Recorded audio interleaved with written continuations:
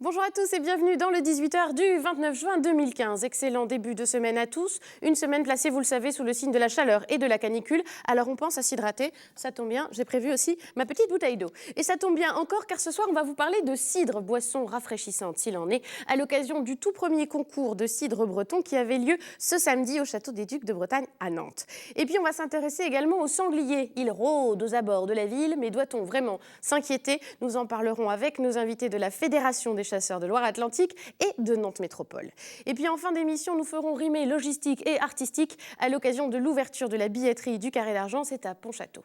Voilà le programme bien éclectique comme on les aime de notre émission, ça démarre tout de suite.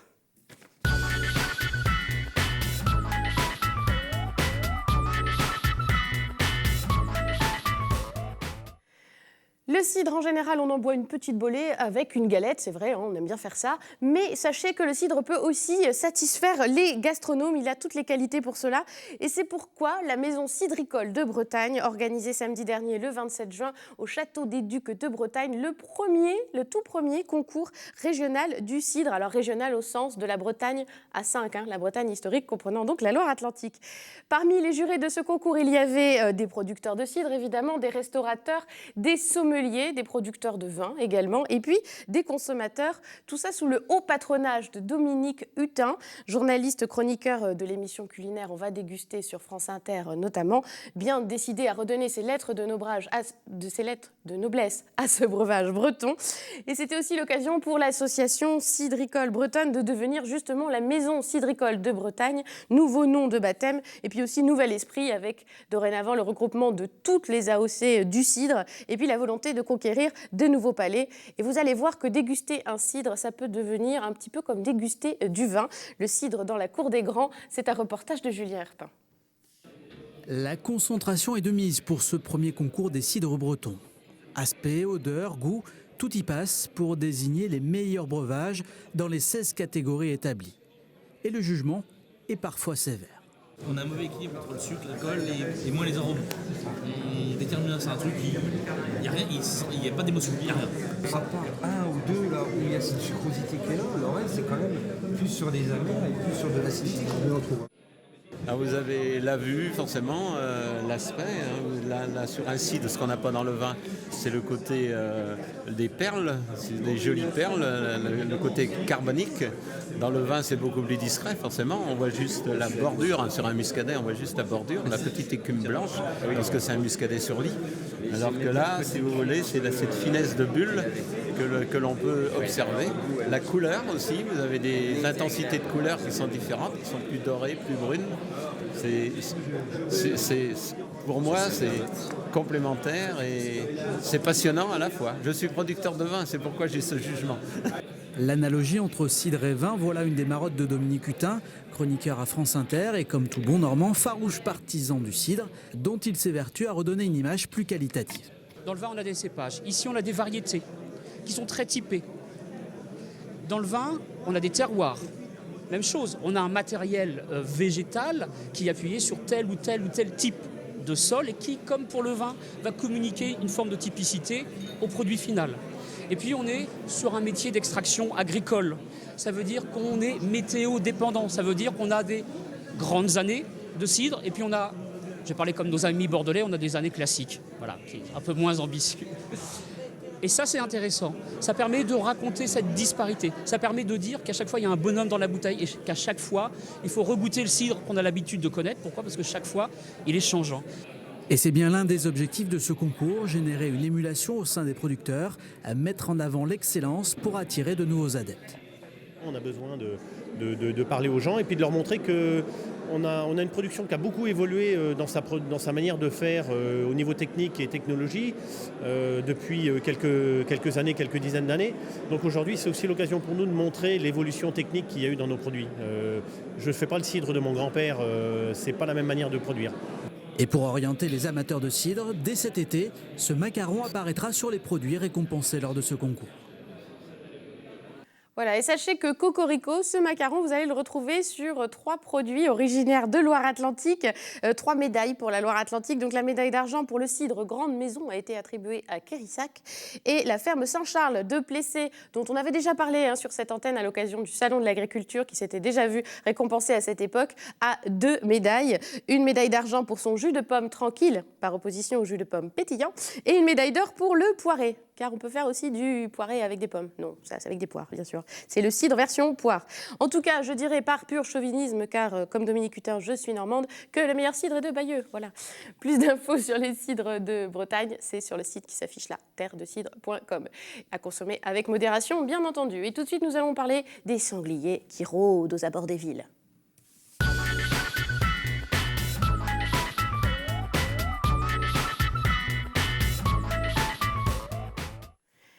Et ce soir, avec nos invités, nous revenons à une actualité qui avait été mentionnée notamment par nos confrères de Presse Océan. Voilà, c'était à la une vendredi, vous le voyez.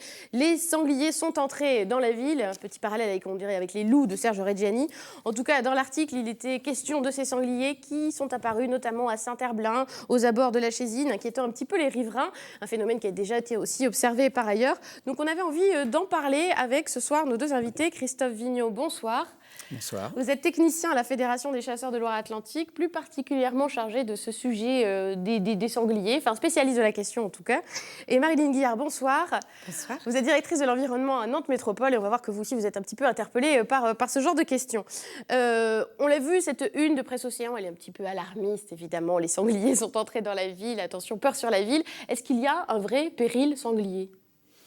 Bon, c'est sûr qu'un titre comme ça interpelle. Bon, après, il faut quand même prendre du recul. C'est sûr que là, le titre joue sur la peur des gens du sanglier. La représentation qu'on en a. Voilà, on imagine le sanglier, un fauve qui risque de nous attaquer. Bon, il faut oublier ça. Le sanglier, il a surtout peur de l'homme. Alors, il est très intelligent, donc il est capable de venir vivre près des activités humaines, mais il sait s'adapter. De là à nous menacer, vous savez, nous, dans nos activités, il nous arrive régulièrement de rencontrer de très près des animaux. Avant qu'un sanglier vous attaque, il faut, je ne dis pas que ça ne peut pas arriver, mais il faut un concours de circonstances où plusieurs facteurs s'additionnent. Un animal qui ne peut pas fuir, le provoquer. Donc, non, sincèrement, on ne peut pas dire qu'il y a 0 risque. Mais pour rien d'ailleurs, le risque 0 n'existe nulle part. Tout près. Donc voilà, il n'y a c'est un message vraiment aussi pas rassurant, à s'inquiéter de la présence du sanglier. Voilà, il ne va pas nous attaquer, même si on le croise, on se retrouve nez à nez avec lui dans son jardin. Vous ne le croiserez pas, vous ne vous retrouverez pas nez à nez. Dans la journée, il reste dissimulé dans des zones très fourrées. Il ne va sortir que la nuit pour aller se nourrir. Alors, ce que disait aussi Presse Océan, en l'occurrence, c'est qu'ils entrent dans la ville. Le sanglier à la campagne, c'est bien normal, encore heureux. Mais en ville, c'est peut-être moins fréquent. Est-ce que vous constate aussi, à l'échelle de Nantes Métropole, une recrudescence des sangliers en zone urbaine ? Alors, on a évidemment des retours, des informations qui nous signalent qu'on voit davantage de sangliers. Et puis, il y a quand même des collisions. Sur des retours que nous avons, il y a par an une trentaine de collisions avec des véhicules sur l'agglomération. Donc, effectivement, c'est pas le risque principal, en fait. En lui-même, mais on a le même risque avec un cervidé, avec un chevreuil. Donc là, effectivement, on a un constat de collision, une trentaine par an, ce qui est quand même pas négligeable. Alors effectivement, après, l'agglomération se prête à l'arrivée, à la circulation des animaux. Oui, c'est ça. Alors pourquoi, on pourrait se demander, pourquoi les sangliers arrivent jusque Saint-Herblain, arrivent jusque l'agglomération nantaise ? Alors il faut avoir en tête déjà que notre agglomération, pour les 2/3, est constituée d'espaces naturels et d'espaces agricoles. Et dans ces espaces naturels et ces espaces agricoles, il y a aujourd'hui des milieux qui sont plutôt propices à l'arrivée des sangliers, ou en tout cas au fait que les sangliers puissent séjourner dans certains secteurs, notamment dans des secteurs de friches. Mais ça, effectivement, on fait un travail depuis assez longtemps sur la préservation de ces espaces naturels et agricoles. Ça s'appelle aussi la trame verte et bleue. Je pense que tout le monde a entendu voilà. Dans notre jargon en techno. gros, trame verte et bleue, c'est à la fois les arbres et les eaux qui permettent. Voilà, c'est tous les réseaux, d'eau, de végétation qui font que les espèces peuvent se nourrir, se reproduire, circuler. Donc ce que vous dites, c'est qu'au-delà du cas du sanglier, en fait, avec avec cette dispositif, cette politique en tout cas de Nantes Métropole, eh ben, les animaux reviennent vers la ville, et y compris les sangliers, quoi. Voilà, et on en est très heureux pour la plupart des espèces en fait. Vous avez la même analyse, c'est pour ça aussi que les sangliers se rapprochent des villes, parce qu'il y a ces démarches-là? Entre autres, effectivement, oui, c'est sûr que s'il n'y a pas de zone favorable pour les accueillir, pas de zone de remise, les animaux ne resteront pas. Les zones de remise, c'est les zones de friche, hein, que voilà, vous disiez. les zones de friche. Mais c'est sûr que on veut favoriser la biodiversité. C'est très bien, mais la biodiversité, ce n'est pas que les papillons, les écureuils, c'est aussi les sangliers. Les petits animaux mignons, c'est aussi les sangliers. Et oui. Et attention, parce que vous me disiez aussi, on est dans un département où il y a assez peu de sangliers par rapport aussi à d'autres départements. Voilà, alors, nous, au niveau Fédération des chasseurs de Loire-Atlantique, on regarde ça évidemment à l'échelle du département. Globalement, à l'échelle du département, nous ne sommes pas un département avec des très fortes densités de sangliers. Nous sommes plutôt dans le dernier quart à l'échelle nationale. Par contre, c'est vrai que nous sommes un département où il y a une population humaine qui est élevée, d'où il peut y avoir effectivement un conflit. Alors, depuis une vingtaine d'années, le sanglier s'est beaucoup développé. C'est certain, pas seulement Loire-Atlantique, hein, c'est vrai dans toute la France. Depuis 4 ou 5 ans, les effectifs ont toujours tendance à augmenter un petit peu, mais quand même de façon moindre. Donc tout ça, ça explique évidemment que l'animal colonise de nouveaux milieux, donc il se rapproche de la ville, et si en plus en ville on lui ménage des espaces de tranquillité, il est heureux. Il est bien en ville finalement, ce sanglier. Dans ces cas-là, qu'est-ce qu'on peut faire aussi? Parce que même si vous le dites, il n'y a pas de risque, il peut aussi y avoir des dégâts. Vous, en tant que fédération des chasseurs, vous intervenez notamment sur tout ce qui est dégâts agricoles. Bon, quand on est en ville, c'est un petit peu différent. Mais qu'est-ce qu'on peut faire face à ça quand même, et au risque que peut représenter les sangliers, peut-être plus sur les biens que sur les humains en tout cas? Alors effectivement, en périphérie de l'agglomération, évidemment c'est pas au cœur de la ville, mais en périphérie, les communes de la couronne nantaise, les jardins qui donnent rapidement sur les terres agricoles sont exposés. Dans la nuit, des sangliers peuvent passer, ils cherchent des vers de terre, et puis un coup de nez, ils font quelques trous dans la pelouse, ça fait pas plaisir. La seule solution, c'est un système de clôture pour les empêcher de passer. Hein. Là, il n'y a pas autre chose. Ça, c'est tout. Vous êtes sollicité également au niveau de Nantes Métropole pour justement pour faire quelque chose aussi, pour prévenir les risques liés aux sangliers. Sollicité comme un des acteurs sur la métropole qui est susceptible de pouvoir être interpellé justement, et éventuellement de pouvoir intervenir. Mais on n'a pas d'intervention, nous, directe, Nantes Métropole. Donc aujourd'hui, on est plus sur une écoute, une veille, un travail avec les services de l'État, par exemple, un travail avec la Fédération de la chasse, un travail avec l'Office de la chasse. Et on se rend compte qu'il y a beaucoup d'acteurs quand même qui sont en jeu. Voilà, c'est ça. Il y a beaucoup d'acteurs en jeu, donc il faut être présent. Et je pense que dans un des axes de travail sur lequel, en tout cas, nous, Nantes Métropole, nous nous positionnons, c'est vraiment sur la pédagogie, expliquer, communiquer et être bien au courant de ce qui se passe pour pouvoir être plus efficace. Alors, par exemple, on parlait des friches tout à l'heure. On a un travail aujourd'hui sur l'agglomération de reconquête des friches agricoles. Reconquête, c'est peut-être un terme un peu techno aussi, mais on constate effectivement qu'il y a des zones agricoles qui sont un petit peu en déprise. Donc, il y a un travail qui se fait avec les communes pour que ces terres soient remises en culture. Aujourd'hui, on a à peu près 2000 hectares de friches. On en a fait remettre en culture 500.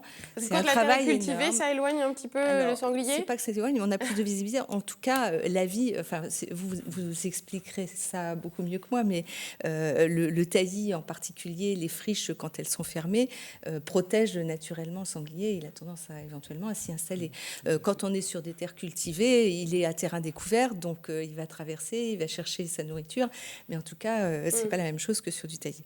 Donc, on a à la fois ce travail de reconquête des friches agricoles, et puis ces projets de forêt où, effectivement, on en parlait tout à l'heure. Il se passe des choses hors antenne, hein, évidemment, des échanges hors antenne.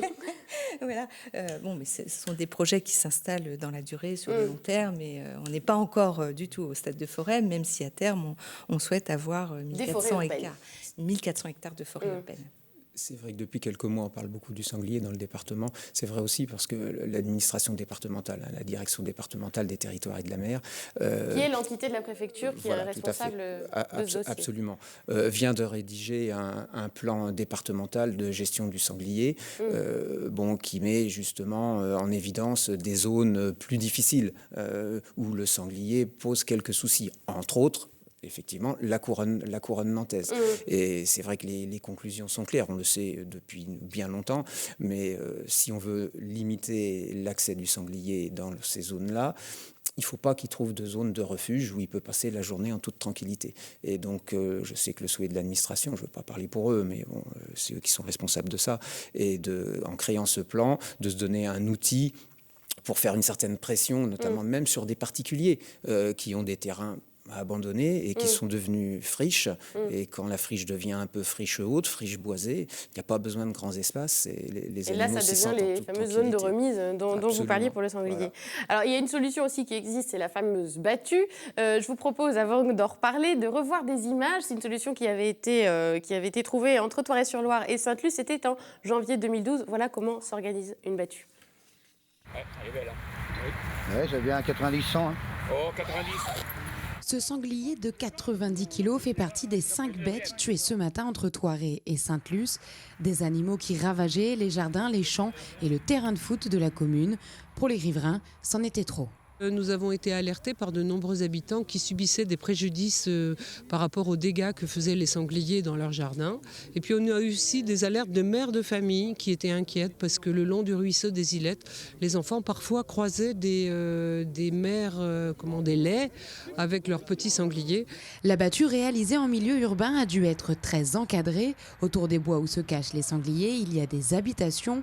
Une journée de préparation a été nécessaire et des renforts sur place ont épaulé les chasseurs. Il a fallu que la mairie de Sainte-Luce avec la police municipale, la gendarmerie nous aident, le service technique de la commune pour mettre des galivelles, des barrières et faire une limitation de vitesse aussi sur une route. À 13h, fin de la battue, les sangliers seront donnés aux pompiers, aux personnes qui ont subi le plus de dégâts et évidemment aux chasseurs. Oh, il est beau celui-là, hein. Oh, il est plus gros que l'autre. 10 sangliers courent toujours selon les chasseurs, mais avec l'urbanisation croissante à Thouaret et à Sainte-Luce, les terrains vont manquer et les bêtes seront donc obligées de trouver une autre forêt. Voilà, transformer les zones de friche en zones agricoles ou peut-être en zones aménageables en tout cas. Les battues, on sait que c'est une solution que vous mettez en œuvre, vous les chasseurs. Il y en a plus de 3000 organisés en Loire-Atlantique, c'est énorme. C'est vrai que c'est énorme. Hein. Donc nous sommes en charge de la gestion de la faune sauvage, essentiellement de la faune gibier, donc le sanglier s'inscrit dans cette gestion. Notre vocation n'est pas à éradiquer le sanglier, bien au contraire, mais à le maintenir dans des effectifs qui nous intéressent, mais qui soient compatibles avec les activités humaines. C'est vrai qu'en milieu rural, le sanglier se chasse de façon essentiellement collective, donc c'est des battues, et ça se prête parfaitement. C'est le sens d'une battue, hein, c'est qu'il n'y a plus de 6 chasseurs. C'est défini réglementairement par l'arrêté préfectoral. À partir de 6, ça nécessite certaines règles, notamment de sécurité, qui sont imposées. On a très bien vu dans votre reportage, les gens qui sont habillés en fluo, il doit y avoir un responsable qui donne des consignes, enfin tout un tas de petites choses. Mais quand on s'approche de la ville, eh bien c'est très délicat. Là, on l'entend bien dans votre reportage. Les habitations, les routes, ça devient vite difficile, voire impossible. Et puis il ne faut pas non plus oublier que dans le cadre d'une chasse organisée, celui qui l'organise, il est responsable de ce qui se passe. Donc c'est vite très compliqué. Et en fait, le monde de la chasse, il faut le dire très objectivement, en zone urbaine ou périurbaine, nous ne sommes pas très armés pour apporter une réponse pour limiter les effectifs de sangliers. Donc on en revient. Parce que c'est risqué. Parce que c'est risqué, c'est risqué pour tout le monde. On organise une chasse, on déloge des animaux, les animaux traversent la route et provoquent un accident. C'est pas le but recherché. Évidemment. Voilà. Donc ça a été évoqué avec Nantes Métropole, avec tous les services de l'État, les possibilités dans certains secteurs de couper temporairement une route, mais c'est très compliqué, d'autant plus qu'on n'est jamais sûr du résultat. Les animaux peuvent être là 3 jours avant et le jour de la battue, il n'y a plus personne. C'est ennuyeux. Et puis ça se passe surtout en période de chasse. Après, ça se fait de façon dérogatoire parce que là, on n'est pas en période de chasse en ce moment. Tout à fait. La période de chasse essentielle du sanglier, c'est du 15 août au 28 février. Donc là, les chasseurs sur leur territoire de chasse ont la liberté de pouvoir organiser la chasse comme ils le souhaitent. En dehors de ces périodes, à quelques exceptions près, par arrêté préfectoral, s'il y a un problème ponctuel, il faut demander l'intervention d'un lieutenant de louveterie. Donc c'est une activité bénévole, mais sous l'autorité de l'administration départementale. Et cette personne, en dehors des périodes de chasse, peut organiser une battue ponctuellement pour répondre à un problème précis. Mais est-ce qu'en ce moment, il se prolifère aussi, peut-être parce que c'est une période où il y a de la reproduction, parce qu'on voit aussi des petits marcassins en ce moment. Est-ce que la période actuelle, c'est une période particulière dans la vie du sanglier? Non, je ne dirais pas ça. Hein. C'est vrai que là, le mois de juin, juillet. Est-ce que là, les animaux sont tranquilles depuis quelques mois. C'est vrai qu'après la chasse, peut provoquer des mouvements autres où ils vont se réfugier, où ils auront plus de tranquillité. C'est vrai qu'actuellement, ils peuvent plus facilement coloniser l'ensemble de tous les milieux. Mais non, ça n'a pas de commentaire particulier. La reproduction est relativement étalée. De toute façon, le sanglier est un animal qui se reproduit bien. Une population de sangliers non chassés, elle double tous les ans. Oui. Voilà. De toute façon. Si on ne chassait pas les sangliers, donc on devrait dire se reproduire comme des sangliers et pas comme des lapins. Je vous laisse imaginer en quelques années ce que serait la situation. Ce serait catastrophique. Alors il y a peut-être aussi des solutions alternatives. Récemment, il y avait eu, alors toujours avec l'affaire du golfe de Saint-Herblain, des cheveux qui avaient été répandus aux abords du golfe pour éloigner. Alors on a justement des images. C'est une bonne solution, ça, de mettre des cheveux humains, parce qu'il supposerait du coup la présence d'un humain et il s'éloignerait. Voilà, tout ce qu'on pourra laisser comme trace humaine peut ponctuellement, sans doute sur quelques jours, dissuader les animaux de passer. Alors, effectivement, les cheveux, à une époque où les lapins nous posaient des problèmes, il y en a moins aujourd'hui, on faisait aussi la même chose. Pourquoi pas? Mais de toute façon, ça restera une efficacité ponctuelle. Limité. C'est pas comme ça qu'on pourra régler le problème de façon générale sur Nantes Métropole. C'est vrai que pour autant, on ne va pas non plus raser les haies, les taillis, etc. Puisqu'en fait, c'est finalement un indicateur de milieu qui fait que ces animaux aussi se reproduisent, même si c'est pas forcément ce qui nous intéresse le plus. Donc, par exemple, on a le castor qui est en train de revenir aujourd'hui sur l'agglomération, qui est quand même une très bonne nouvelle. Donc il y a un certain nombre d'espèces qu'on commence à revoir, qui se nourrissent, qui se reproduisent et tout ça fonctionne bien et ça devrait fonctionner de plus en plus. Donc voilà, il faut gérer le sanglier, il faut le gérer ensemble, j'allais dire. Je crois que la clé, elle est là. Voilà. Il faut le gérer ensemble, le sanglier comme le reste. Sans tabou, gérer sans tabou. Il faut le gérer ensemble avec les chasseurs, avec l'ONCFS, voilà, et sans faire peur etc. aussi aux gens. Voilà, c'est un petit peu le message de ce soir, de ne pas avoir peur et puis faire preuve un petit peu de pédagogie autour de cette question. Merci beaucoup d'avoir accepté cette invitation. Et puis tout de suite, on va parler un tout petit peu de culture après une petite virgule.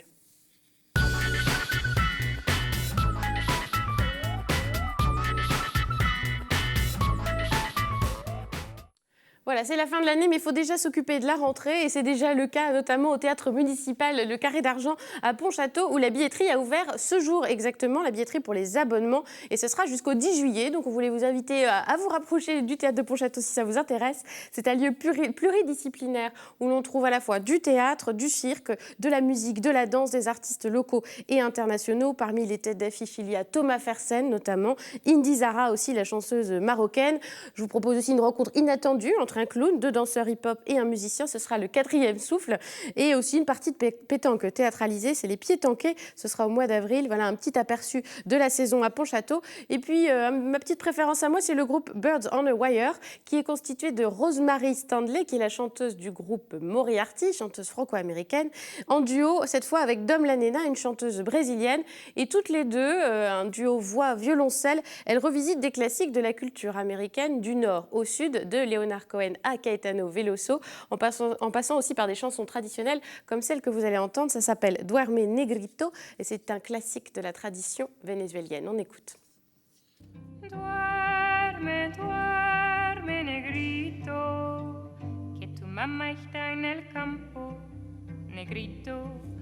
Duerme, duerme, negrito, que tu mamá está en el campo, negrito. Te va a traer coronices para ti, te va a traer rica fruta para ti, te va a traer carne de cerdo para ti, te va a traer mucha cosa para ti. Y si el negro no se duerme, viene el diablo blanco y ¡zas! Le come la patita, chacapum, chacapum, pum, chacapum, chacapum, chacapum, pum, chacapum, chacapum, chacapum, pum, chacapum, chacapum, chacapum. Duerme, duerme, negrito, que tu mamá está en el campo, negrito. Duerme, duerme, negrito, que tu mamá está en el campo, negrito, trabajando, trabajando duramente, trabajando, sí, trabajando y no le pagan, trabajando, sí, trabajando y va tosiendo, trabajando, sí, trabajado y va de luto, trabajando, sí, pa'l negrito chiquitito, trabajando, sí, pa'l negrito chiquitito, trabajando, sí, no le pagan, sí, va tosiendo, sí, va de luto, sí, duramente, sí. Voilà, Birds on the Wire, ce sera le 19 novembre au Carré d'Argent à Pontchâteau. Et donc, si vous voulez vous abonner pour cette nouvelle saison, il y a un site, c'est le site de la ville de Pontchâteau. Vous prenez 3 spectacles minimum pour profiter de cette nouvelle saison culturelle à Pontchâteau. Merci beaucoup de nous avoir suivis. Merci à nos invités d'avoir été avec nous. Excellente soirée, à très bientôt.